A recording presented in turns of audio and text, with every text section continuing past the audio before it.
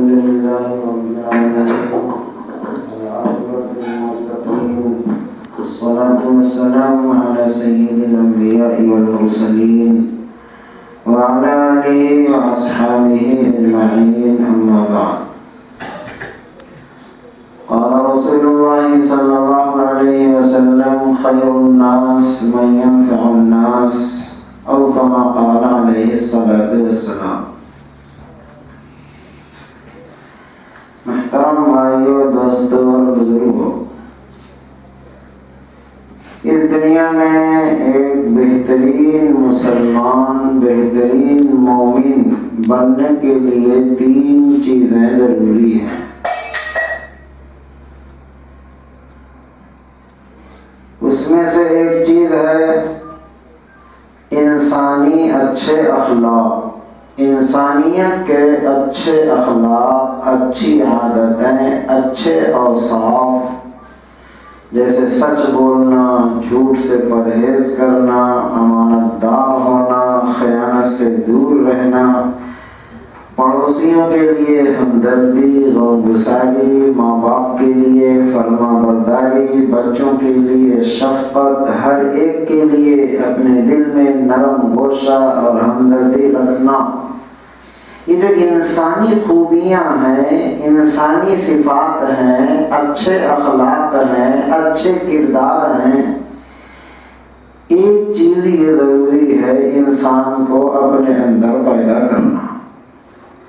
دوسرے جو پہلے دن میں نے بیان کیا تھا مختلف واقعات کے ذریعے اور احادیث کے ذریعے، جس میں سے ماں باپ کی فرما برداری ہے، بیویوں پر شفقت و مہربانی ہے، بچوں کی تربیت ہے، غریب پروری ہے، غربا نوازی ہے، مہمانوں کا اکرام ہے، مہمانوں کی ضیافت ہے، بڑوں کی عزت ہے، کسی کو تکلیف نہ پہنچانا ہے۔ دوسری چیز جو ضروری ہے وہ ہے اللہ کے رسول صلی اللہ علیہ وسلم کی محبت، عظمت، عشق، ادب، احترام، آل رسول کی محبت اور عظمت، اولیاء کرام کی عظمت، محبت، جو کل بیان کیا تھا۔ تیسری چیز ہمیں اور آپ کے لیے جو ضروری ہے کامیاب زندگی گزارنے کے لیے، وہ روحانیت ہے، روحانی طاقت ہے۔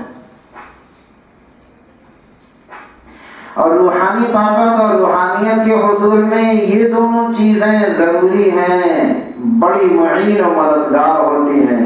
انسانی اچھے اخلاق اور عشق مصطفیٰ، آل رسول کی محبت، اولیاء کرام کی عظمت، یہ 3 چیزیں اگر انسان کے اندر پائی جائیں، ایک روحانی طاقت، انسانی اچھے اخلاق اور نبی کریم صلی اللہ علیہ وسلم کی محبت اور عظمت، تو پھر ایسا مومن، ایسا مسلمان وہ ہوتا ہے جس کی زندگی کے لیے سمندر کی مچھلیاں بھی دعائیں کرتی ہیں، جس کے دیدار کے لیے سورج اور چاند روزانہ طلوع اور غروب ہوتے ہیں، کہکشائیں جن کے دیدار کو ترستی ہیں، اور روئے زمین کی ہر مخلوق جن کے اوپر نچھاور ہوتی ہے۔ نبی کریم صلی اللہ علیہ وسلم کی پوری زندگی روحانی طاقت سے لبریز ہے۔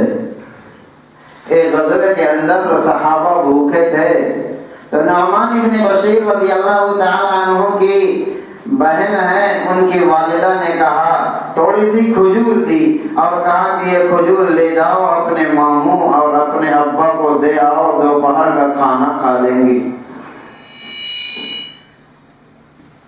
وہ لے کر نکلی اور فوج میں اپنے ماموں اور اپنے والد محترم کو تلاش کر رہی تھی کہ نبی کریم صلی اللہ علیہ وسلم کے سامنے سے گزری۔ نبی کریم صلی اللہ علیہ وسلم نے پوچھا، بیٹا کہاں جا رہی ہو؟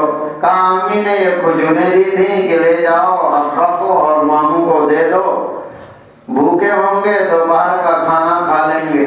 نبی کریم صلی اللہ علیہ وسلم نے ارشاد فرمایا، ادھر آ جاؤ۔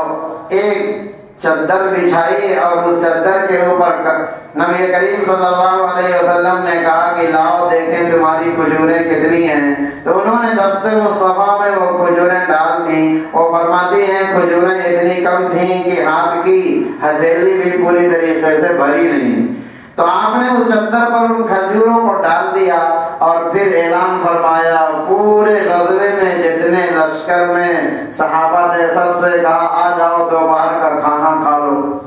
10 آدمی بیٹھتے گئے, صحابہ کھاتے جا رہے تھے اور وہ کھجوریں بڑھتی جا رہی تھیں. 10 آدمی پیٹ بھر کر کھا کر اٹھے اور وہ کھجوریں بڑھتی گئیں. پھر دوسرے بیٹھ کر کھائے, وہ کھجوریں بڑھتی گئیں. صحابہ فرماتے ہیں کہ سارا کا سارا لشکر کھا کر سیراب ہو گیا, پیٹ بھر گیا. اور کھجوروں کا یہ حال تھا کہ بڑھتے بڑھتے وہ کھجوریں چادر سے آگے بڑھ کر زمین پر گر رہی. یہ کیا چیز, یہ چیز کیسے حاصل ہوتی ہے؟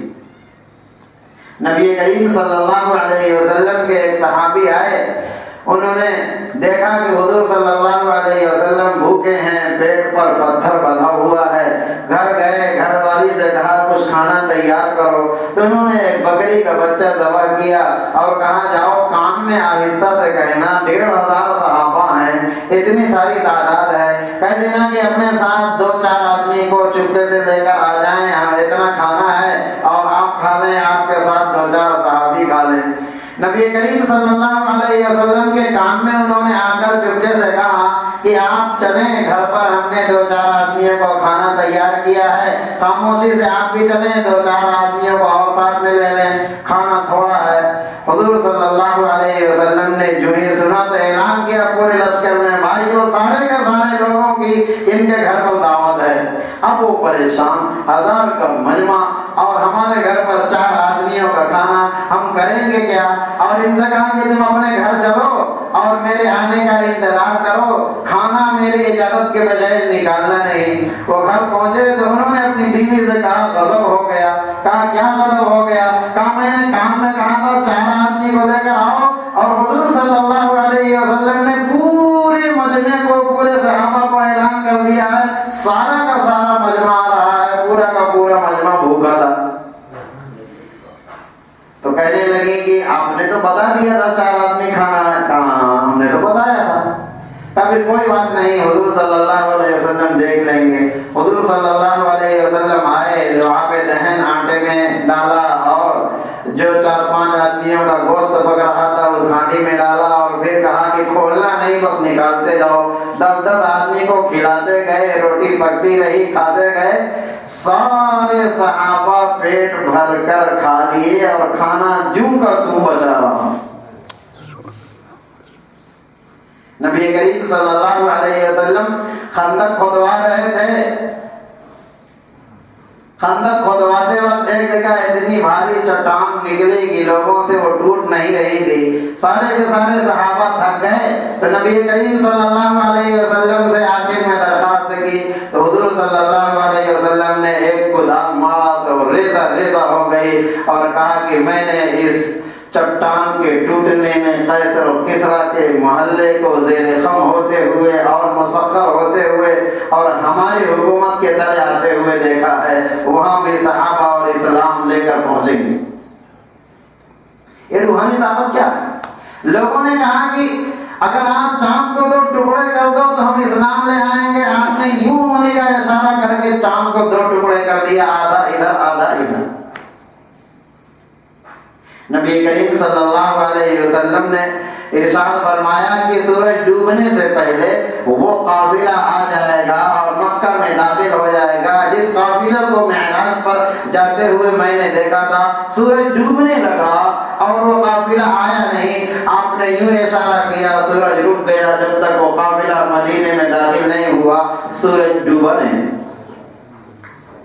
آپ کے چہیتے صحابی کی نماز قضا ہو رہی تھی, آپ نے اشارہ کیا سورج کو, اور سورج اپنی جگہ پر ٹھہر گیا اور ڈوبا نہیں جب تک کہ صحابی نے نماز نہیں پڑھ لی. آپ کے چہیتے صحابی کی اذان کی جگہ کسی اور نے عصبیت اور حسد میں اذان دے دی, تو آپ کی منشا کے خلاف سورج طلوع نہیں ہوا جب تک کہ حضرت بلال رضی اللہ تعالی عنہ نے دوبارہ اذان نہیں دے دی. یہ روحانی طاقت کیا ہے؟ آپ نے نماز پڑھی تو نماز ہماری طرف منتقل ہوئی، ہم پڑھ رہے ہیں، قیامت تک منتقل ہوگی، لوگ پڑھیں گے، تو کیا یہ روحانی طاقت منتقل نہیں ہوگی امت کی طرف؟ آپ نے روزے رکھے، روزے ہم تک منتقل ہوئے، ہم روزے رکھ رہے ہیں اور قیامت تک امت پڑھے گی، تو یہ روحانی طاقتیں کیا امت کی طرف منتقل نہیں ہوگی؟ آپ نے حج کیا، زکات ادا کی، عبادتیں کی، وہ امت کی طرف منتقل ہوئی، ان چیزوں پر عمل پیرا ہے، تو کیا روحانی امارات اور روحانی صلاحیتیں اور تسخیری اعجاز امت کی طرف منتقل نہیں ہوں گے؟ ان کے حاملین نہیں ہوں گے امت میں؟ ایک حصہ امت کی طرف منتقل ہو، دوسرا حصہ منتقل نہ ہو۔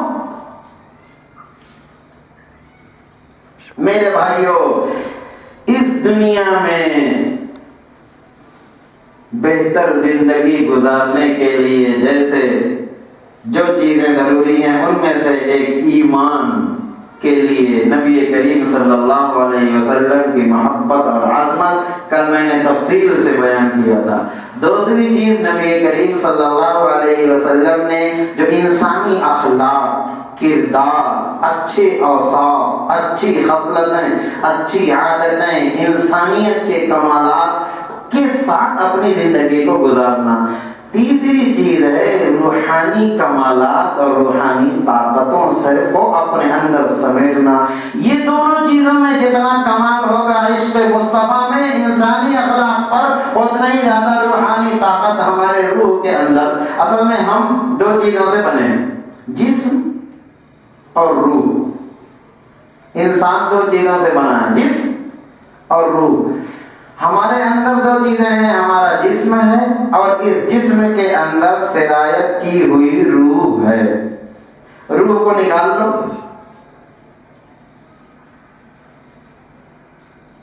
عبداللہ کے اندر سے روح نکال۔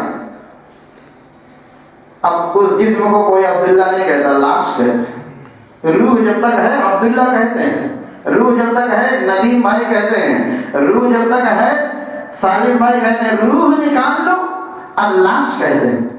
تو اہم دونوں میں کیا ہوا؟ جسم اور روح میں اہم روح ہے۔ روح جسم کے ہر حصے میں ہے، نظر آتی ہے، اس کی شکل کیا ہے، کتنی موٹی ہے، کتنی پتلی ہے، کون سا رنگ ہے، کچھ نہیں دکھتا ہے۔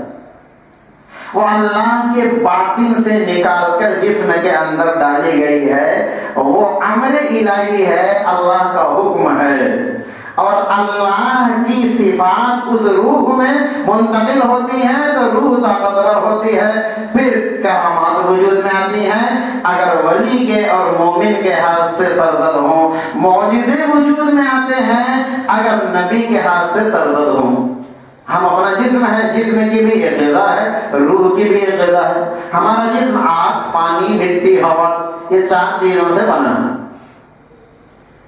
ہمارا جسم آگ، پانی، مٹی، ہوا، ان چار چیزوں سے بنا ہے۔ آگ کی خاصیت کیا ہے؟ غرور و تکبر، گندگی پھیلاتی ہے، ظلمت و تاریکی، راکھ اور کالت۔ مٹی ہے، مٹی کی حالت بھی وہی ہے، پستی اور ذلت اس کے اندر ہے۔ پانی ہے، جہاں جائے گا کیچڑ پھیلائے گا۔ ہوا ہے، اس کے اندر بھی تشدد و شہرت کی طلب، تفاخر کی صفت اس کے اندر پائی جاتی ہے۔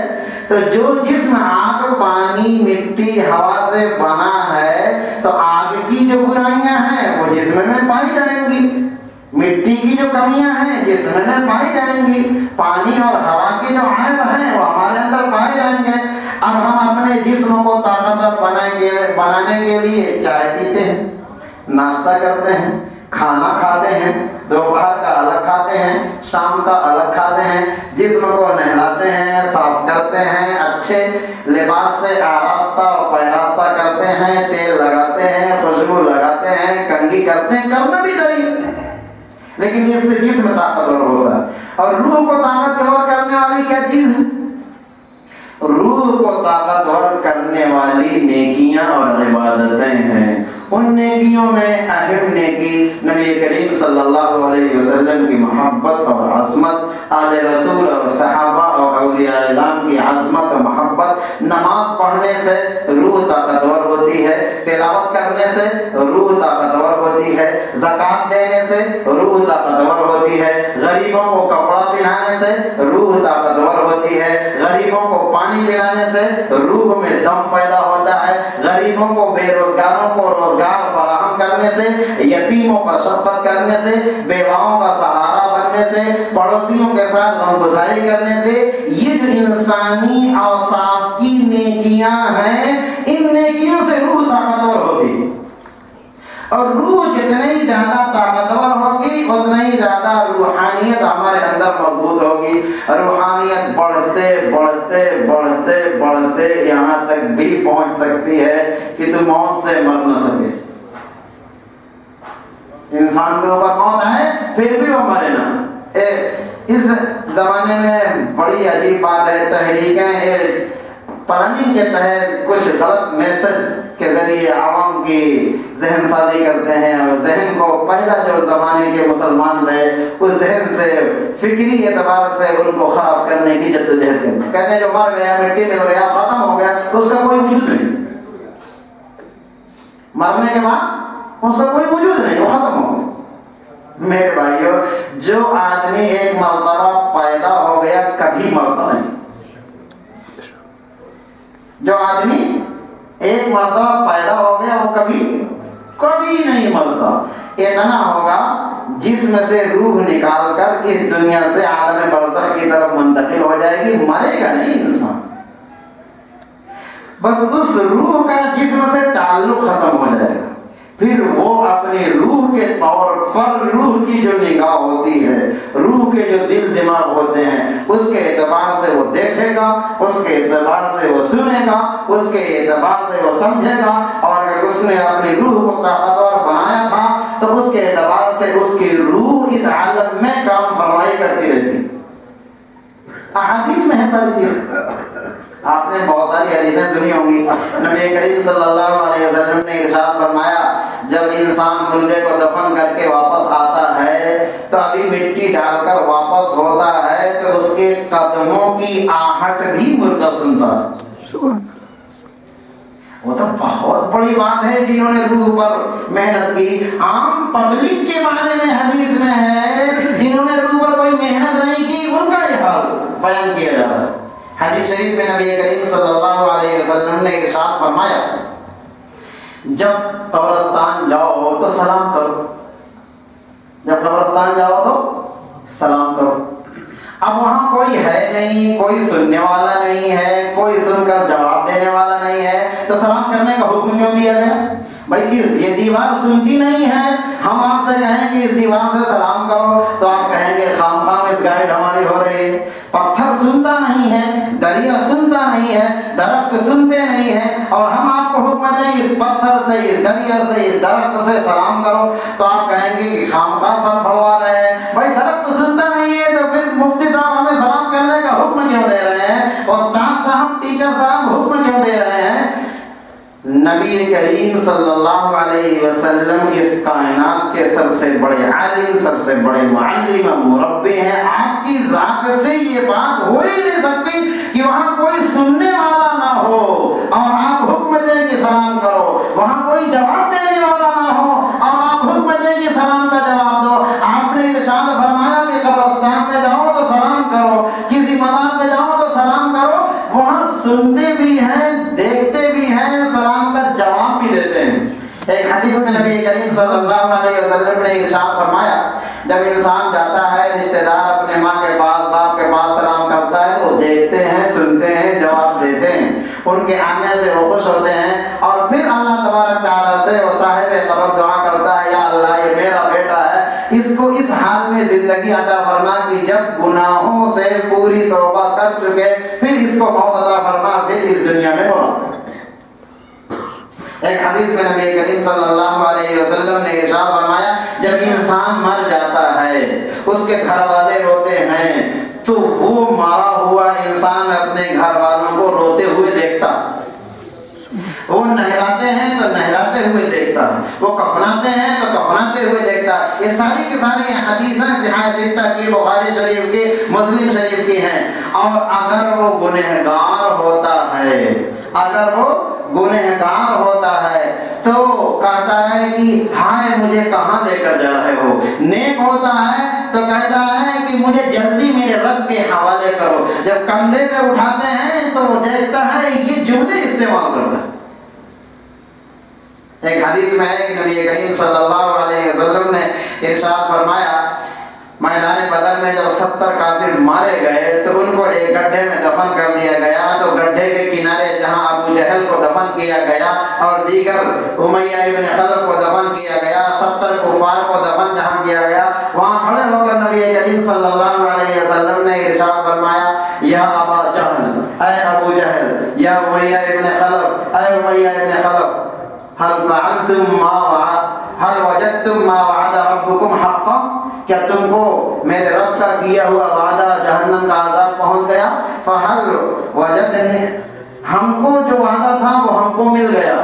حضرت عمر بن الخطاب رضی اللہ تعالیٰ عنہ بغل میں کھڑے ہوئے تعجب سے دیکھ رہے ہیں کہ اللہ کے رسول صلی اللہ علیہ وسلم یہ کفار جو مر کر دفن ہو گئے ان سے بات کر رہے ہیں، ان سے خطاب کر رہے ہیں. انہوں نے پوچھا، یا رسول اللہ صلی اللہ علیہ وسلم کیا یہ سن رہے ہیں؟ نبی کریم صلی اللہ علیہ وسلم نے ارشاد فرمایا، تم سے بہتر انداز سے سن رہے ہیں، بس اتنا ہے جواب نہیں دے سکتے.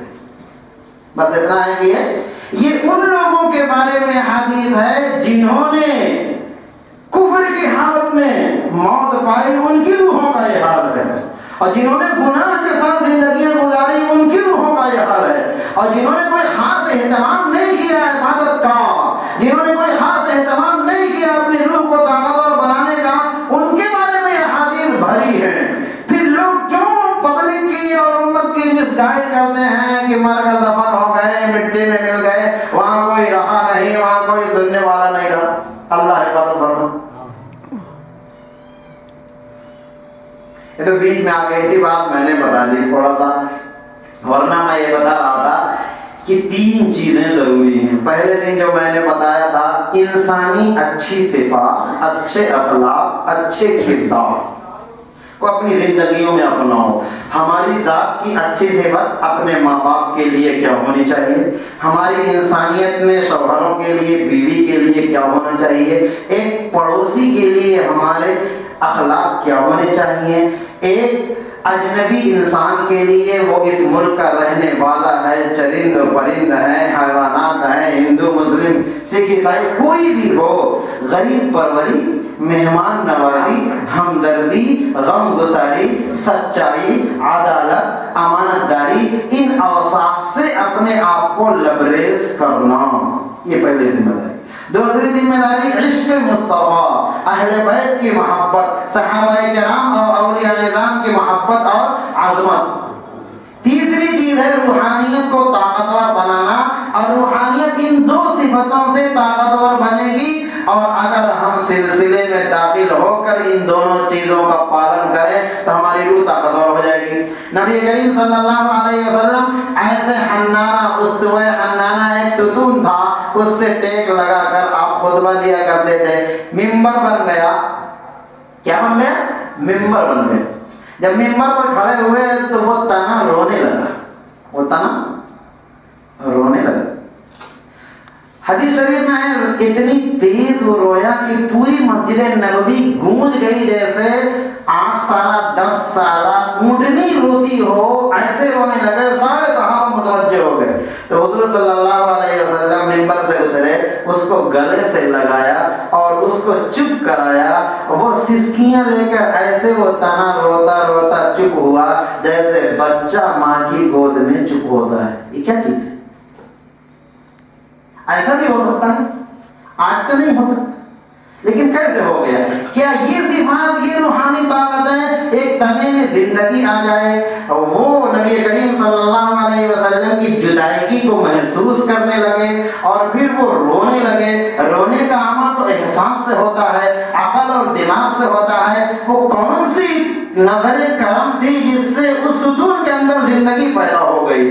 عیسیٰ علیہ السلام ایک مردے کو زندہ کرتے تھے. مردے کو زندہ کرنے کا معجزہ کیا ہے؟ ایک جسم ہے، اس کے اندر سے روح نکال لی. پہلے ہاتھ ہیں، دل اور دماغ ہیں، اس کے اندر روح ڈال دو تو پہلے کی آنکھ کام کرنے لگی، کام کرنے لگا، دل دماغ کام کرنے لگی، وہ جسم کھڑا ہو گیا، بولنے لگا۔ یہاں تنے کے اندر اور لکڑی کے اندر نہ تو ہاتھ ہے، نہ پیر ہے، نہ کان ہے، نہ آنکھ ہے، نہ دل ہے، نہ دماغ ہے۔ اس تنے کو زندہ کرنا، دوبارہ اس کو دل اور دماغ کی نعمت دینا ہے۔ اس تنے کے اندر زندگی دینا، اس کو دوبارہ دیکھنے اور سننے اور بولنے کی زندگی دینا ہے۔ اس تنے کے اندر زندگی دینا، اس کو ہاتھ اور پیر کی زندگی دینا ہے۔ بعض حدیثوں میں یہاں تک ہے، آپ ممبر سے اتر کر نہیں آئے، اس کو اشارہ کیا، وہ تنا چلتا ہوا آ گیا نبی کریم صلی اللہ علیہ وسلم کے پاس۔ ایک غزوے میں نبی کریم صلی اللہ علیہ وسلم گئے تو پورا چٹیل میدان تھا، کہیں بھی نہ کوئی پہاڑ تھا، نہ کوئی ٹیلا تھا، نہ کوئی گڈھا تھا، نہ کوئی درخت تھا، چٹیل میدان تھا۔ آپ کی صفت یہ تھی کہ آپ جو ہے ٹوائلٹ کرنے، پیشاب پیخانہ کرنے دور جاتے تھے۔ اس زمانے کی طرح ماحول تھا نہیں، اسی کمرے میں رہو، اسی کمرے میں ٹوائلٹ بنا لو۔ اس زمانے میں گھروں میں یہ سب نظام نہیں تھا، تو آپ دور جاتے تھے جہاں کسی کی نگاہ نہ پڑ سکے، اور وہاں دور تک کوئی ایسا پہاڑی علاقہ نہیں، کوئی گڈھا نہیں، کوئی خندق نہیں، کوئی درخت نہیں۔ تو دیکھا کہ میدان کے کنارے ایک درخت وہاں کھڑا ہے، ایک درخت وہاں کھڑا ہے۔ آپ نے اس درخت کو اشارہ کیا کہ ادھر آ جاؤ، وہ درخت چلنے لگا۔ دوسرے درخت کو اشارہ کیا، ٹہنی پکڑ کر میری اطاعت کرو، وہ درخت بھی چلنے لگا۔ پھر آپ ایک جگہ گئے، ساتھ میں جیسے دو غلام ہوں، دونوں غلام کو کہو ادھر آؤ، دونوں غلام چلنے لگے، ایسے وہ دونوں درخت چلنے لگے۔ نبی کریم صلی اللہ علیہ وسلم نے کہا جھک جاؤ اور مجھے اپنے ٹہنیوں اور پتوں سے ڈھانپ لو، باہر سے میں نظر نہ آؤں۔ تو ان دونوں درختوں نے اپنے ٹہنیوں اور اپنے پتوں سے آپ کو ڈھانپ لیا۔ آپ نے قضائے حاجت کی۔ پھر جب قضائے حاجت سے فارغ ہوئے تو ان دونوں درختوں سے کہا اپنی اپنی جگہ پر چلے جاؤ، تو دونوں درخت اپنی اپنی جگہ چلے گئے۔ جس ہستی کی روح میں اتنی طاقت ہو، کیا اس دنیا سے پردہ فرمانے کے بعد وہ طاقت ختم ہو جائے؟ وہ طاقت اور زیادہ لبریز ہوتی ہے۔ روح اس دنیا میں جسم کے پجڑے کے اندر رہتی ہے، اور جب انتقال کرتا ہے انسان تو اس پجڑے سے آزاد وہ روح ہو جاتی ہے، پہلے سے زیادہ طاقتور بن جاتی ہے۔ آج ہم اپنے روح کے اوپر کوئی محنت نہیں کر رہے۔ آدمی جھوٹ بولتا ہے تو روحانیت کمزور ہوتی ہے، حرام کھاتا ہے تو روحانیت کمزور ہوتی ہے، نماز چھوڑتا ہے تو اس کی روحانیت کمزور ہوتی ہے، کوئی مظلوم ہے اس پر ظلم کرتا ہے تو اس کی روح کمزور ہوتی ہے۔ جب کسی کا مال قرضہ لے کر دبا لیتا ہے، ادا نہیں کرتا ہے تو روحانیت اس کی کمزور ہوتی ہے۔ ماں باپ کو تکلیف پہنچاتے ہیں تو روحانیت اس کی کمزور ہوتی ہے۔ پڑوسی کو دکھ پہنچاتے ہیں تو اس کی روحانیت کمزور ہوتی ہے۔ بیوی پر ظلم کرتے ہیں، یہ جو بری عادتیں ہیں، بری خصلتیں ہیں، اس کو عمل پیرا ہونے سے انسانیت کی روح میں، انسان کے قلب میں ظلمت اور تکبر اور کمزوری اور ضعف پیدا ہوتے ہیں۔ حضرت عمر فاروق رضی اللہ تعالیٰ عنہ مسجد نبی پر تقریر کر رہے ہیں کھڑے ہو کر، ایک لشکر کو بھیجا ہے، حضرت ساریہ رضی اللہ عنہ اس لشکر کے سپہ سالار اور امیر ہیں۔ یہاں مسجد نبی میں جمعہ کا دن ہے، جمعہ کا خطبہ دے رہے ہیں، مسجد نبی صحابہ سے بھری ہوئی ہے، خطبے میں بھی ذہن لگا ہوا ہے، اور یہیں سے کھڑے کھڑے ہزاروں کلومیٹر دور اس لشکر کو دیکھ رہے ہیں۔ دشمن پیچھے سے حملہ کرنے کی پوزیشن میں اور موقع تاڑے ہوئے ہیں، تو یہی منبر پر کھڑے ہو کر کہہ رہے ہیں یا ساریہ الجبل، اے ساریہ پہاڑ کے دامن میں آ جاؤ۔ انہوں نے وہیں سے کھڑے ہو کر وہ آواز سنی اور پہاڑ کے دامن میں آ کر اپنی فوج کو پورے کا پوری پوزیشن سنبھال لی اور پھر حملہ کیا اور جیت گئے۔ یہ کیا چیز ہے؟ اس پر محنت کرنے کی ضرورت ہے کہ نہیں؟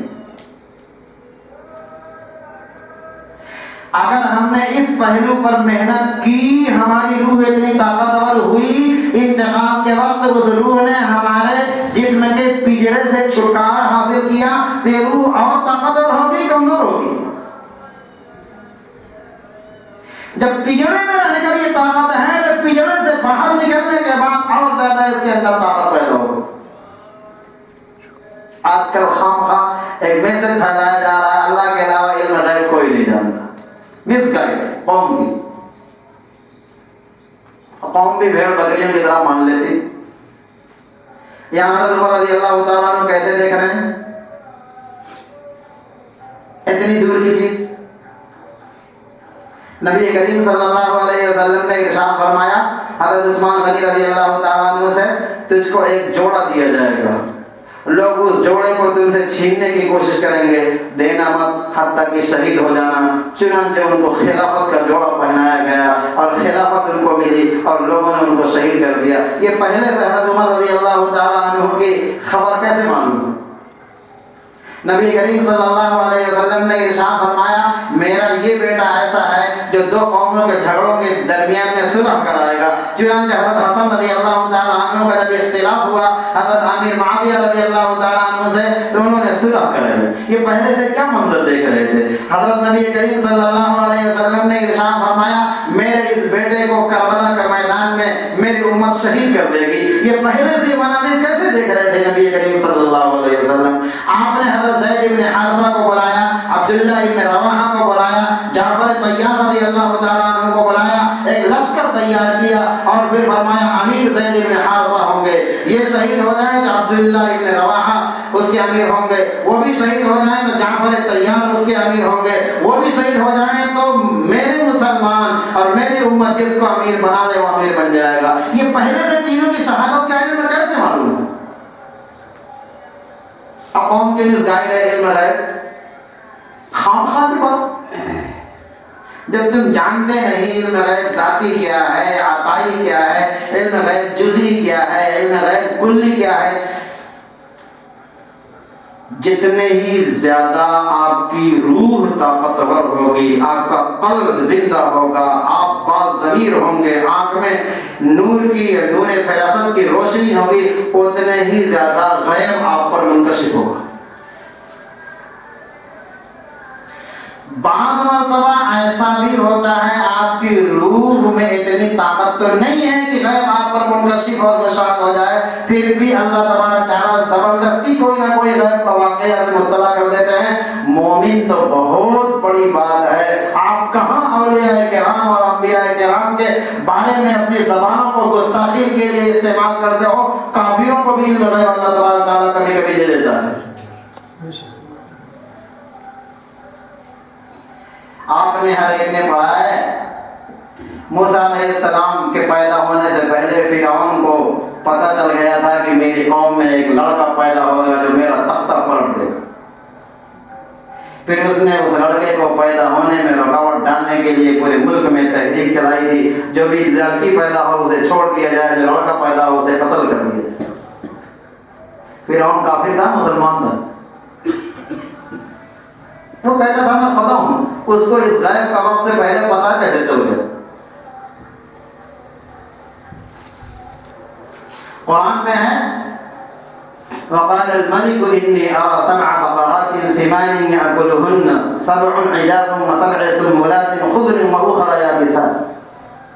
فرعون بادشاہ ہے, اس کے ملک میں ایک نبی ہیں جو جیل کے اندر زندگی گزار رہے ہیں, اور فرعون کو اللہ تبارک تعالیٰ 14 سال کا علم اس کو غیب کا پہلے سے ایڈوانس دے رہے ہیں, اور ایک مثالی صورت سے اس کو یہ علم 14 سال کا دے رہے ہیں. وہ دیکھتا ہے کہ 7 گائے موٹی ہیں, 7 گائے دبلی ہیں, دبلی گائے موٹی گائے کو کھا جا رہی ہیں, 7 گیہوں کے خوشے ہرے بھرے ہیں اور 7 خشک ہیں. یہ ہرے بھرے خوشے خوشوں کی وساست سے سوکھ کر ختم ہو جاتے ہیں. اب وہ بیدار ہوتا ہے تو پریشان ہے کہ اس کا مطلب کیا ہے, یہ اوپر والا مجھے سے کیا کہنا چاہتا ہے, اوپر والا مجھے کس چیز کا علم دینا چاہتا ہے. اس نے معبرین کو پورے ملک سے بلایا لیکن کوئی بھی اس کی اچھی تعبیر نہ دے سکا.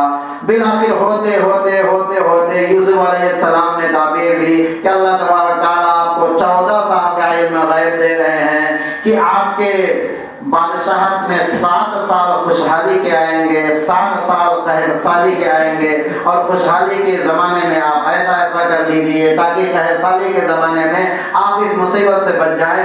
وہ فرعون کافر تھا, مسلمان نہیں تھا.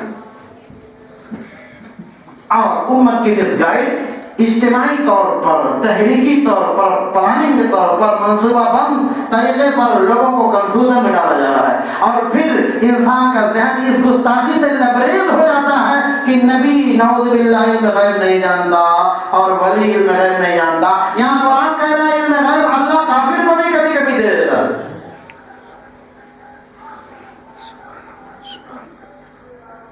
جیل میں ہے یوسف علیہ السلام، وہاں دو قیدی بھی جیل میں ہیں، دونوں کافر ہیں۔ ایک بادشاہ کا باورچی تھا، کھانا بناتا تھا، ایک بادشاہ کو شراب نچوڑ کر پلایا کرتا تھا۔ دونوں کے اوپر الزام یہ تھا کہ اس نے شراب میں بادشاہ کے زہر ملایا ہے، اور باورچی کے اوپر الزام تھا کہ اس نے بادشاہ کے کھانے میں زہر ملایا ہے۔ اس کی وجہ سے جیل میں ڈال دیا گیا تھا۔ وہ جیل میں دونوں متفکر تھے، پتہ نہیں کیا آرڈر ہوتا ہے، کہیں گردن نہ قلم کر دی جائے۔ اسی جیل میں یوسف علیہ السلام بھی ہیں۔ وَدَخَلَ مَعَهُ السِّجْنَ فَتَيَانِ قَالَ أَحَدُهُمَا إِنِّي أَرَانِي أَعْصِرُ الْخَمْرَ وَقَالَ الْآخَرُ إِنِّي أَرَانِي أَحْمِلُ فَوْقَ رَأْسِي خُبْزًا تَأْكُلُ الطَّيْرُ مِنْهُ نَبِّئْنَا بِتَأْوِيلِهِ إِنَّا نَرَاكَ مِنَ الْمُحْسِنِينَ قَالَ لَا يَأْتِيكُمَا طَعَامٌ تُرْزَقَانِهِ إِلَّا نَبَّأْتُكُمَا بِتَأْوِيلِهِ قَبْلَ أَنْ يَأْتِيَكُمَا ذَلِكُمَا مِمَّا عَلَّمَنِي رَبِّي۔ تو دونوں جو قیدی تھے ان کو اللہ تعالیٰ نے خواب میں ایک علم دیا، وہ مثالی شکل میں بتایا۔ ایک دیکھ رہا ہے کہ میں انگور کا رس نچوڑ رہا ہوں، دوسرا دیکھ رہا ہے کہ میرے سر پر ایک روٹیوں کا ٹوکرا ہے، میں ایسے لیے ہوئے کھڑا ہوں اور پرندے اس روٹیوں کو نوچ نوچ کر کھا رہے ہیں۔ اس کے بعد نیند سے بیدار ہو گئے۔ تو اب پریشان مطلب کیا ہے اس کا؟ پریشان اس کا مطلب کیا ہے؟ اللہ تبارک تعالیٰ کہنا کیا چاہتے ہیں؟ ایشور ہمیں کس چیز کی رہنمائی کر رہا ہے وقت سے پہلے سمجھ نہیں سکے۔ تو یوسف علیہ السلام نے کہا ہمیں ذرا آپ اچھے آدمی معلوم ہوتے ہیں، آپ ذرا اس کا مطلب بتائیے۔ تو انہوں نے کہا اس کا مطلب یہ ہے کہ تم بری ہو جاؤ گے، جرم تم پر ثابت نہیں ہوگا، تم پھر سے شراب کی ڈیوٹی اور عہدے پر، خدمت پر مامور ہو جاؤ گے، اور تم پر جرم ثابت ہو جائے گا، تم کو سولی پر چڑھایا جائے گا، اور سولی پر تم کو مرنے کے بعد چیل کوے نوچ نوچ کر کھائیں گے۔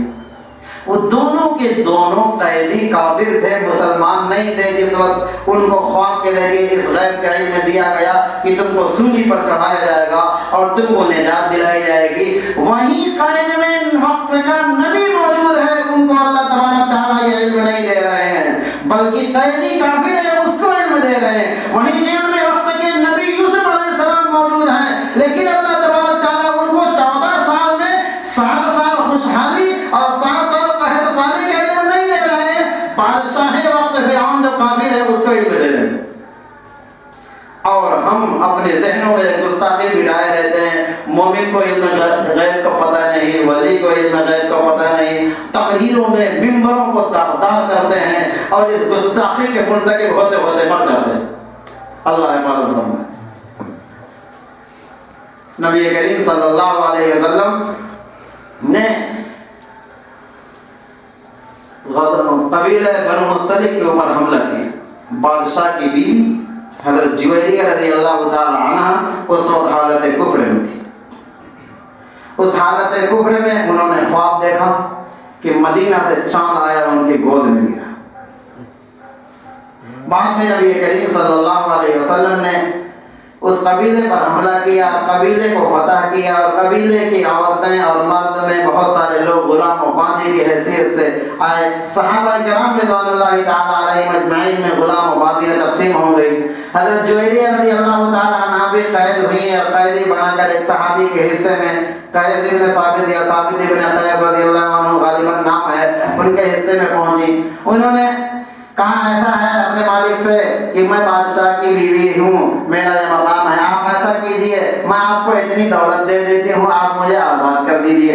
انہوں نے کہا ٹھیک ہے، اتنا پیسہ دے دیجئے، میں آزاد کر دیتا ہوں۔ وہ آئی نبی کریم صلی اللہ علیہ وسلم کے پاس۔ نبی کریم صلی اللہ علیہ وسلم نے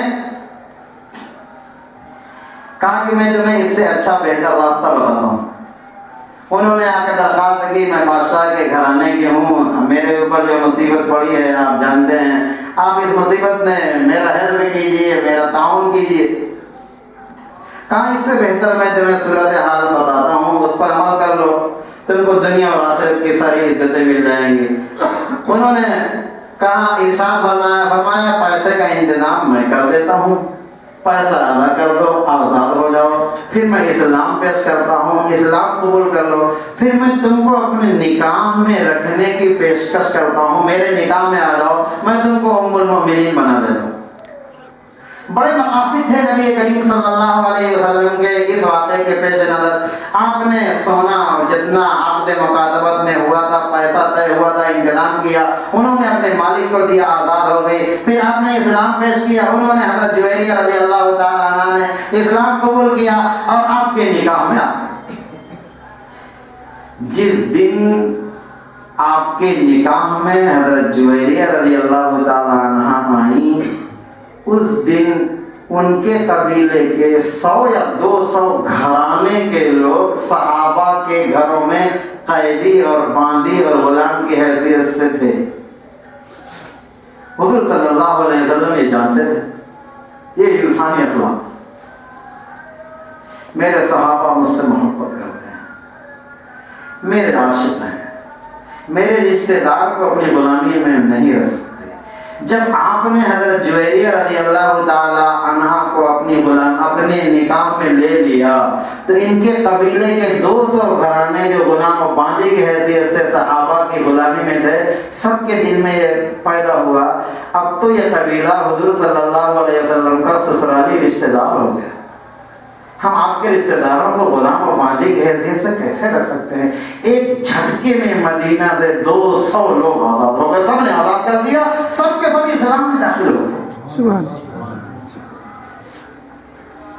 یہ ہے انسانی صفت، انسانی اخلاق۔ اس ایک عمل سے، عشق مصطفیٰ کی وجہ سے 200 گھرانے کو جب غلامی سے آزادی کی روشنی صحابہ نے دی ہوگی تو ان کی روح کتنی طاقتور ہوئی ہوگی۔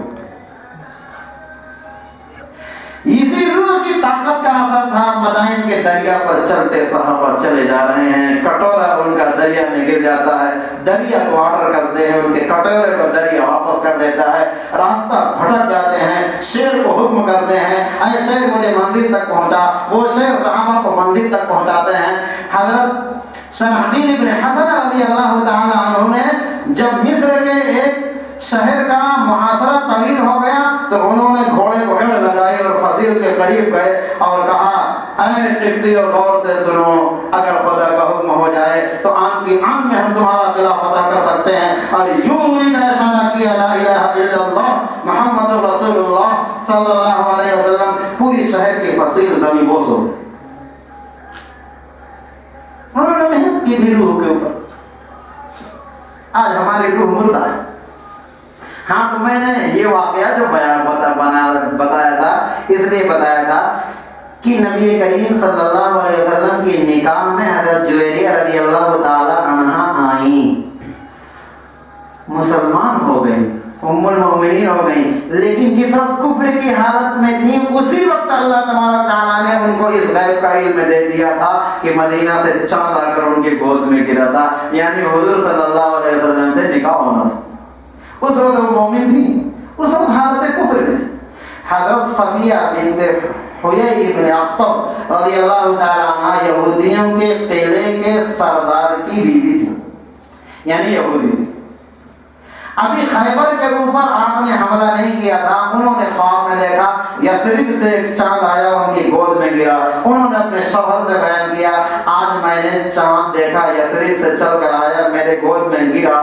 تو فوراً مطلب وہ سمجھ گیا، اس نے ایک تماچا مارا حضرت صفیہ رضی اللہ تعالی عنہ کو اور کہا کہ یثرب کے بادشاہ سے نکاح کرنا چاہتی۔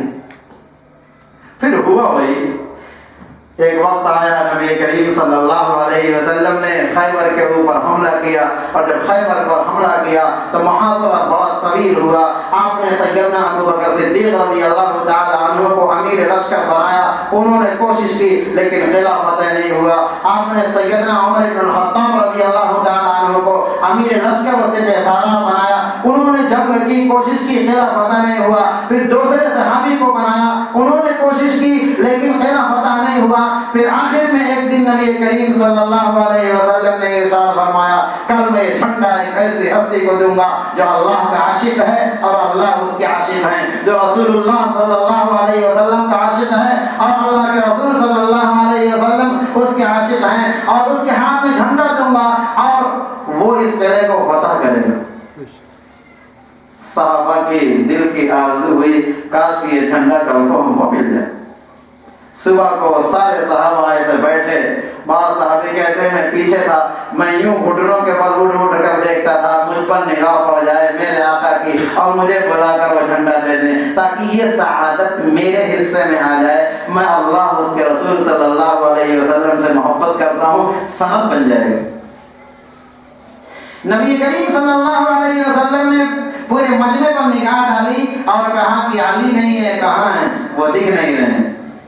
صحابہ نے کہا کہ وہ تو اپنے خیمے میں ہیں, آنکھ میں بڑی تکلیف ہے, پوری آنکھ سرخ ہو رہی ہے, اس میں سوجن ہو رہی ہے. فرمایا ان کو بلاؤ. نبی کریم صلی اللہ علیہ وسلم نے اپنے سامنے بٹھا کر ایسے لعاب دہن یوں رکھا, آنکھ فوراً کی فوراً ٹھیک ہو گئی اور پھر اس آنکھ میں کبھی تکلیف نہیں ہوئی. اور کہا اللہ کے رسول صلی اللہ علیہ وسلم نے, اے اللہ علی کے اوپر سے سردی اور گرمی کے اثر کو زائل کر دے.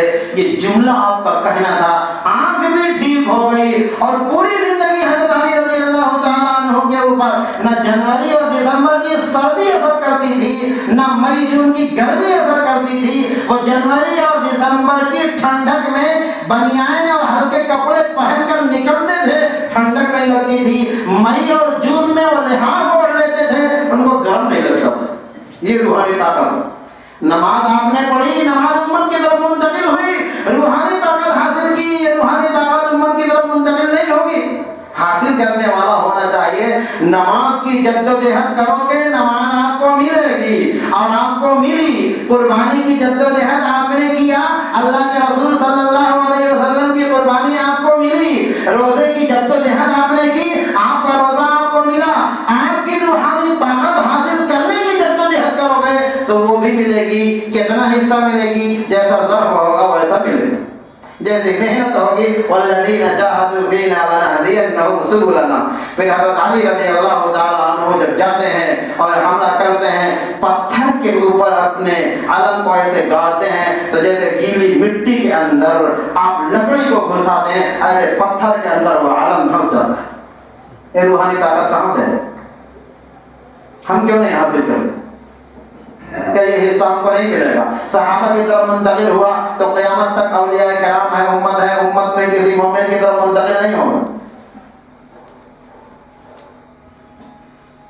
حضرت علی رضی اللہ تعالیٰ عنہ نے اس کے گیٹ کو یوں ایسے کیا, وہ گیٹ آپ کے ہاتھوں میں آ گیا, آپ کی ڈھال ٹوٹ گئی تھی تو اس گیٹ کو آپ نے بائیں ہاتھ میں لیا اور تلوار چلاتے رہے, دست مصطفیٰ کی دی ہوئی تلوار, اور اس گیٹ کو ڈھال کی جگہ استعمال کیا. جب قلعہ فتح ہو گیا اور اس گیٹ کو یوں اٹھا کر پھینکا, حدیث شریف میں ہے 70 لوگوں نے اس کو اٹھا کر لگانا چاہا, نہیں لگا پائے. 4 لوگوں نے ہلانا چاہا, نہیں ہلا پائے. یہ روحانی طاقت کہاں سے آ گئی؟ بہرحال یہ تو میں نے ضمناً بتائی. تیسری چیز ہے روح کو طاقتور بنانا, روحانیت اپنے اندر حاصل کرنا. یہ روحانی طاقت نبی کریم صلی اللہ علیہ وسلم کے صحابہ کی طرف, تابعین کی طرف, تابعین کی طرف, اولیاء کرام کی طرف منتقل ہوئی اور قیامت تک منتقل ہونے کا نظام رہے گا. جیسے قرآن اور حدیث منتقل ہونے کا نظام ہے, نماز اور روزہ منتقل ہونے کا نظام ہے, ایسے روحانی نظام منتقل ہونے کا بھی نظام ہے. بس یہ نماز روزہ دکھتی ہے تو اس کے منتقل ہونے کا نظام دیکھنے میں ہے, روح دکھتی نہیں ہے اس لیے اس کے منتقل ہونے کا نظام سگریٹ ہے, اسکرین کے پیچھے ہے, پسے پڑتا ہے, مخفی رہتا ہے. ہاں آنکھ کے پردے کھل جاتے ہیں تو جس کے کھل جاتے ہیں وہ دیکھتے بھی. بہرحال اس واقعے کو تو میں نے علم غیب کے لیے دلیل میں پیش کیا تھا. حضرت صفیہ رضی اللہ تعالی عنہا نے جب خواب دیکھا تھا, یثرب سے چاند آیا, گود میں گرا, اپنے شوہر سے بیان کیا تو شوہر فوراً سمجھ گیا کہ حضرت صفیہ رضی اللہ عنہا کا نکاح بادشاہ سے ہوگا۔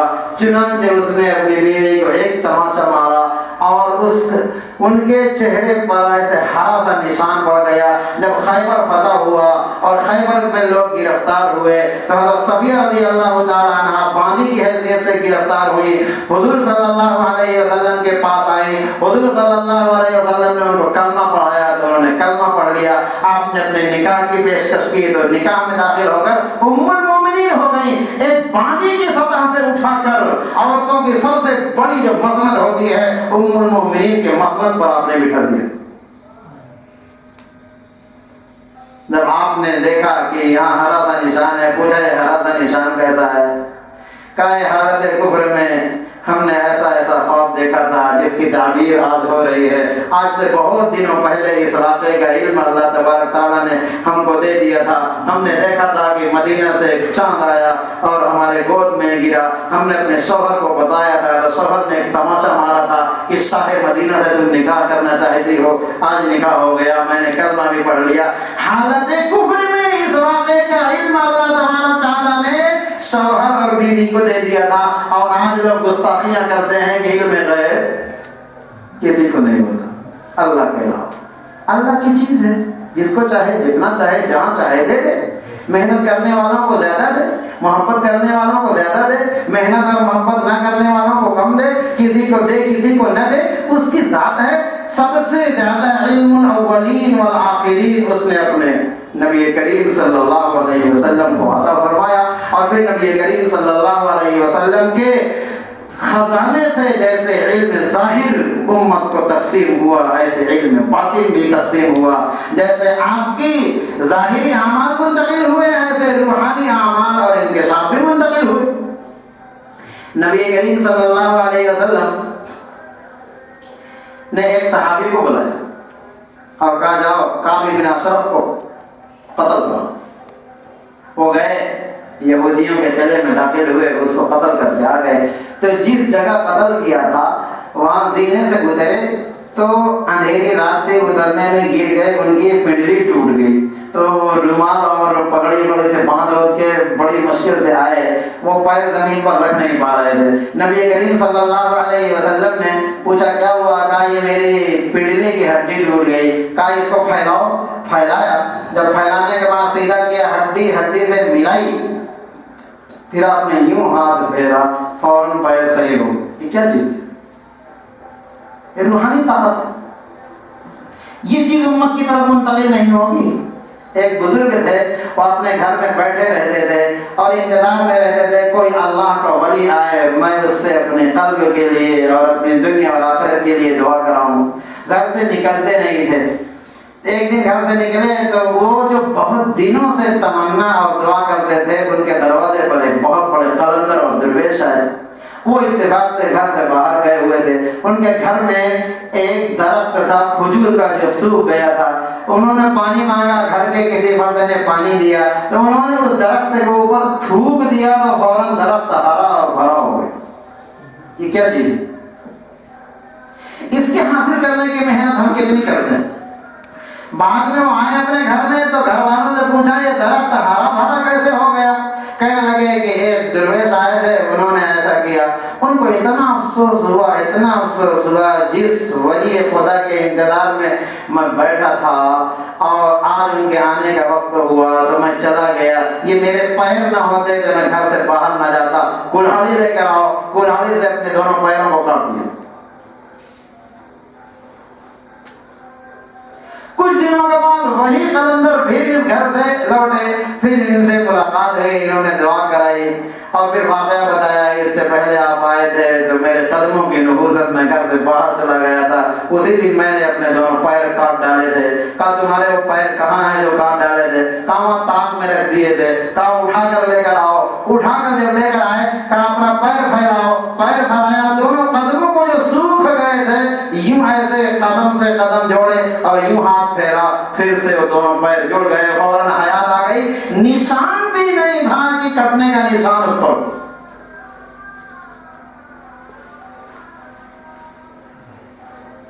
لکھنؤ کے اندر ایک بہت بڑا حلوائی تھا، ہمارے دوست ہیں مفتی حامد صاحب، ان کے دادا بیان کر رہے تھے۔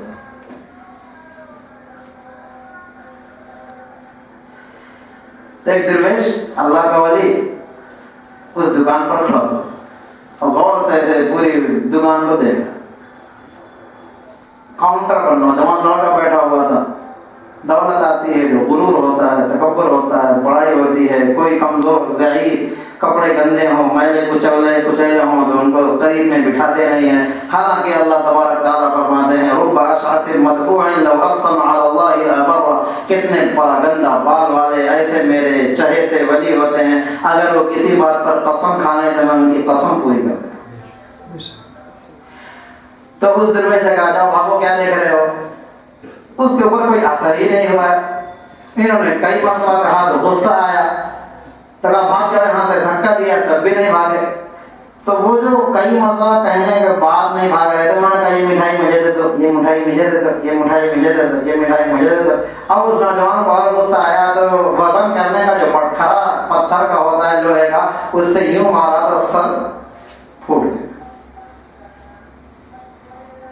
اس درویش کو جلال آیا. اس نے یوں چھری اٹھائی, ایسے اوپر اچھال دی تو چھری اس نوجوان کے دماغ میں پیشانی سے ایسے گھس گئی. صرف لکڑی کا ہتھا باہر تھا, بقیہ لوہا اندر تھا. اس کے بعد درویش چلا گیا. اپنے بغل میں ایک مری ہوئی بلڈی بھی باندھے ہوئے تھا. اب اٹھا کر اس کو ڈاکٹروں کو وہاں لے کر گئے.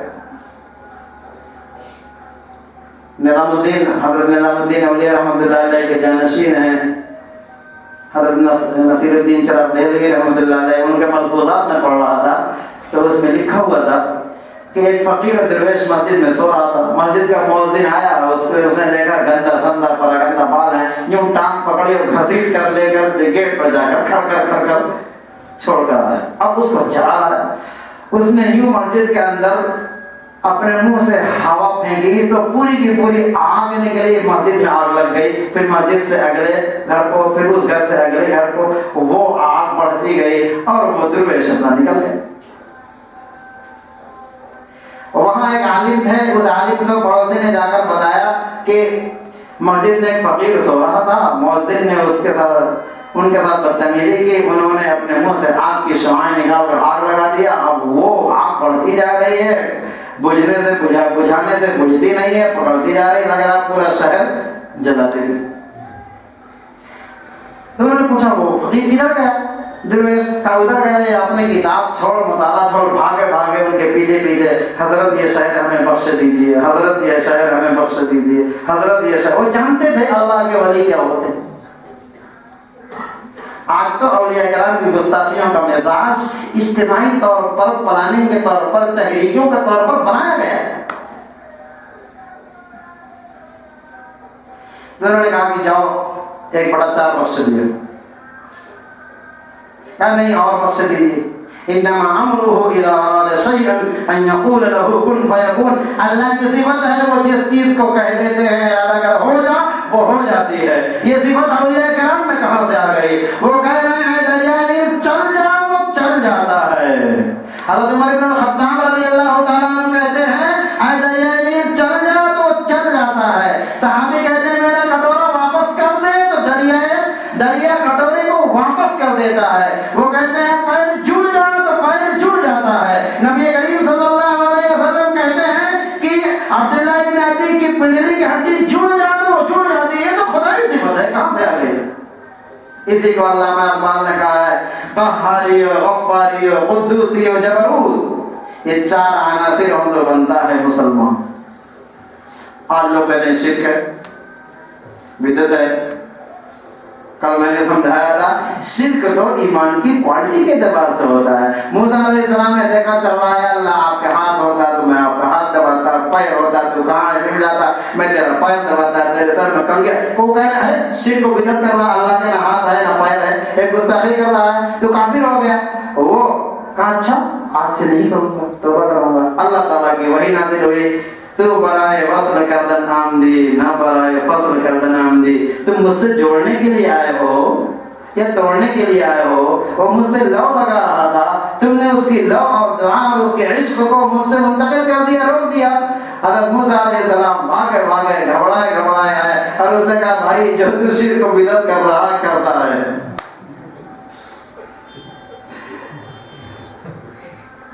ورنہ सूखी लकड़ी, गीली लकड़ी, सूखी लकड़ी चूल्हे में जाती है, गीली लकड़ी से फर्नीचर बनते हैं, खिड़कियां बनती हैं, बेड बनते हैं, कुर्सियां बनती हैं, पानदान बनते हैं, रोशनदान बनते हैं, जेवर बक्स बनते हैं।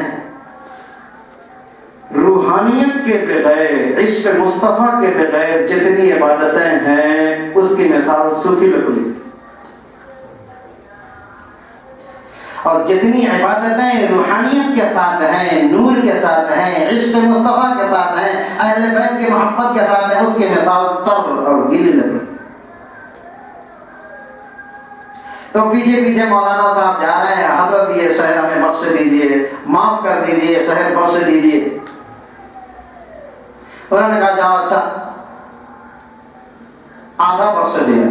तो और मन्नत समाजत करते करते शहर के बाहर माफी मांग रहे, कहा कि हजरत और बख्श दीजिए। कहा अच्छा जाओ, 2/3 बख्श दिया। तो पूरा का पूरा शहर 1/3 जल गया, 2/3 बच गया। इन्नमा अमरुहु इज़ा अरादा शैअन अन यक़ूल लहु कुन फयकून। अल्लाह की सिफत यह है, जब किसी चीज को हुक्म देता हो जा तो वो हो जाती है। वहां ये कह रहे हैं कि 1/3 बख्श दिया, 2/3 बख्श दिया, तो 2/3 बच गया, 1/3 जल गया।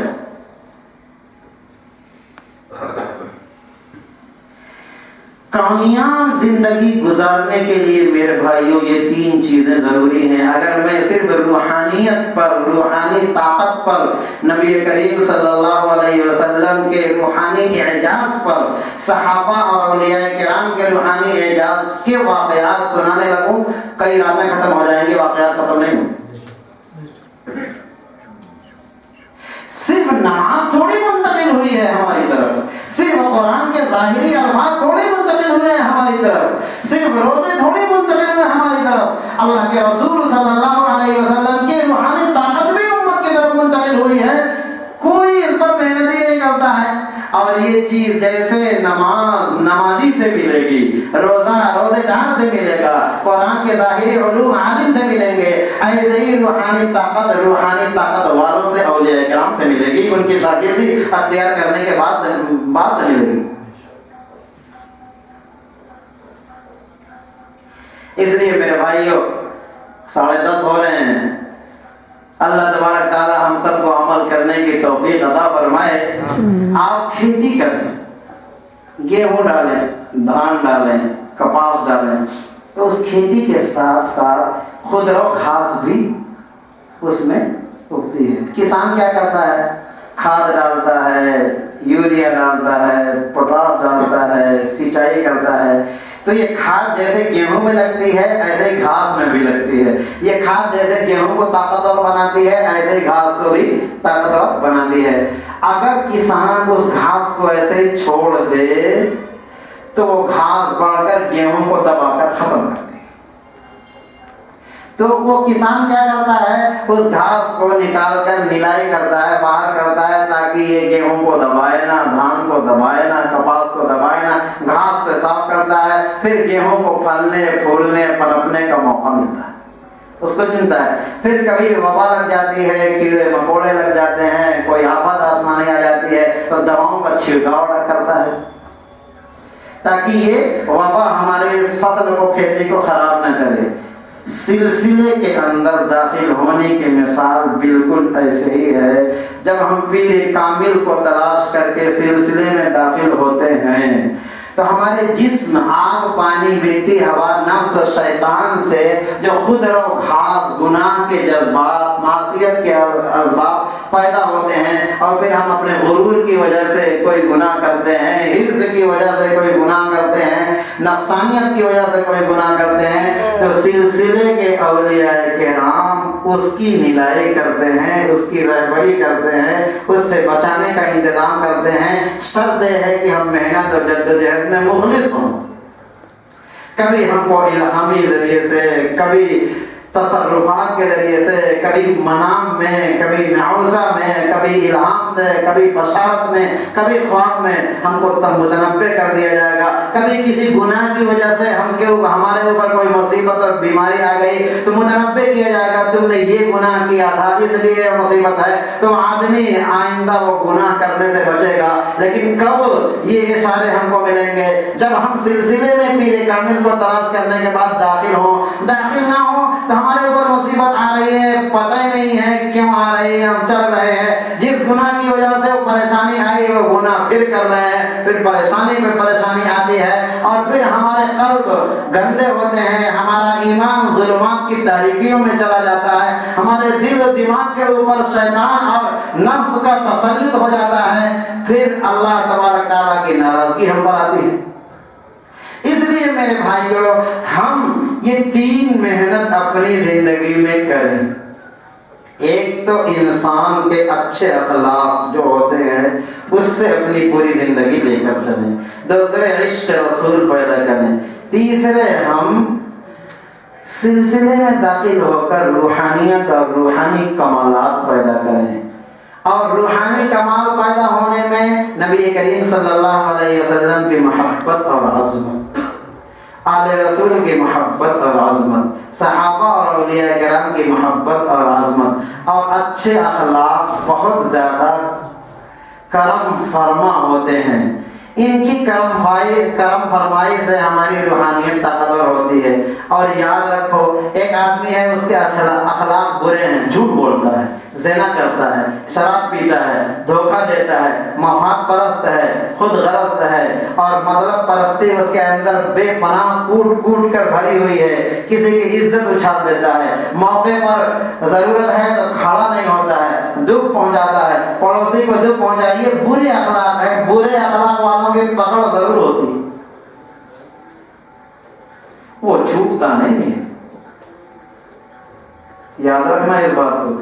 اچھے اخلاق والوں کو ڈھیل دی جاتی ہے۔ نبی کریم صلی اللہ علیہ وسلم جب مکہ اور مدینہ میں مبعوث فرمائے گئے، آپ کے سامنے 2 قوم تھی، ایک مکہ کی بت پرست قوم تھی، دوسری یہود و نصارہ تھے جو تورات اور انجیل کے حامل تھے، آسمانی کتاب کے حامل تھے، موسیٰ علیہ السلام، عیسیٰ علیہ السلام کو مانتے ہیں۔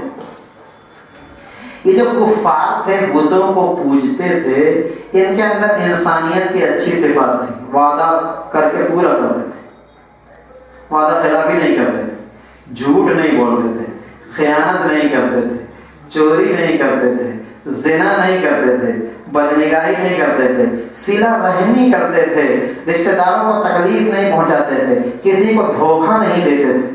یہ اچھے اخلاق، مہمان نوازی ان کے اندر کوٹ کر بھری ہوئی تھی۔ کوئی آدمی مصیبت میں پڑ جائے تو مصیبت کے بعد اس کا سہارا بنتے تھے، کسی کی کمزوری سے ناجائز فائدہ نہیں اٹھاتے تھے، کسی کی کمزوری کی وجہ سے اس کا استحسان نہیں کرتے تھے۔ یہ اچھی صفات ان کے اندر تھی۔ اور یہودی دھوکہ دیتے تھے، جھوٹ بولتے تھے، خیانت کرتے تھے، آپ کی ضرورت پر کام نہیں آتے تھے، جب موقع پڑا اپنا مطلب ہوا تو آپ کے آگے پیچھے لگے ہیں، موقع ختم ہو گیا تو آپ کو کنارے لگا دیا، اور خود غرضی، مطلب پرستی، مفاد پرستی کوٹ کر ان کے اندر بھری ہوئی تھی۔ وقت پر وہ انسان ہے، وقت پر بھیڑیا بن جاتے ہیں، وقت پر تمہارے ساتھ ہیں، وقت پر پھر بچھو کی طریقے سے ڈنک مارتے ہیں۔ یہ بری عادتیں، بری خصلتیں یہودیوں کے اندر۔ جانتے ہو اللہ تعالیٰ نے کیا کیا؟ میرے بھائیو، پوری تاریخ و سیرت اٹھا کر آپ دیکھ لیجیے،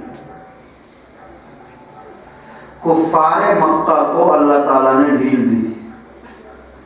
صرف جو دگج لوگ تھے، چودھری، جو اپنی چودھراہٹ کی وجہ سے پبلک کو حضور صلی اللہ علیہ وسلم کے پاس آنے نہیں دیتے تھے، صرف ان کی پکڑ کی، بقیہ سب کو اسلام دے دی۔ غزوہ بدر میں 70 کو مار دیا، ابو جہل سمیت 70 کو قید میں ڈال دیا، پھر یہ 70 کو نبی کریم صلی اللہ علیہ وسلم کی مزاج رحمت نے 70 کو آزاد بھی کر دیا۔ 70 کو مار کر جانتے ہو کیا کیا؟ وہ جو 70 قید میں تھے ان کو آزاد بھی کرا دیا۔ نبی کریم صلی اللہ علیہ وسلم نے کہا، ان میں سے جو آدمی تعلیم دے دے صحابہ کو، وہ تعلیم کے بدلے آزاد ہو جائے۔ تو سب نے علم سکھایا۔ اسلام میں سب سے پہلا مدرسہ، سب سے پہلا اسکول، سب سے پہلی نرسری یہ ہے کہ دشمن نے کافر اس کے ٹیچر تھے اور صحابہ پڑھنے والے تھے، دشمن کافروں نے پڑھایا، اس پڑھانے کی وجہ سے ان کو رہائی دے دی. کیوں؟ اچھی صفات، اچھے اخلاق کے حامل تھے، اس لیے ان کو ڈھیل دی گئی. بعد میں لوگ مسلمان بھی ہو گئے اور 70 جو چودھری تھے ابو جہل سمیت ان 70 کو ختم کر دیا. اب یہ چودھری ختم ہو گئے، اب یہ پوری کی پوری بت پرست جو پبلک ہے، اچھی عادات، اچھی صفات، یہ سچے ہیں، امانت دار ہیں، صلہ رحم ہیں، مہمان نواز ہیں، غم گسار ہیں، محبت والے ہیں، ان کے دل میں ہمدردیاں ہیں، ان کے دل میں ایک دوسرے کے لیے خیر خواہیاں ہیں، بدخواہی کا مزاج نہیں رکھتے. سب کو اسلام دے دیا اور فتح مکہ کے موقع پر اعلان عام کر دیا. ہاں، فتح مکہ کے موقع پر نبی کریم صلی اللہ علیہ وسلم داخل ہو رہے ہیں اور کہہ رہے ہیں جو بھی مکہ کا آدمی اپنا ہتھیار ڈال دے اس کو امن ہے، جو بھی مکہ میں اپنے گھر کا دروازہ بند کر لے اس کو بھی امن ہے، جو بھی مکہ میں خانہ کعبہ میں داخل ہو جائے اس کو بھی امن ہے، اور جو بھی مکہ کے بادشاہ ابو سفیان کے گھر میں داخل ہو جائے اس کو بھی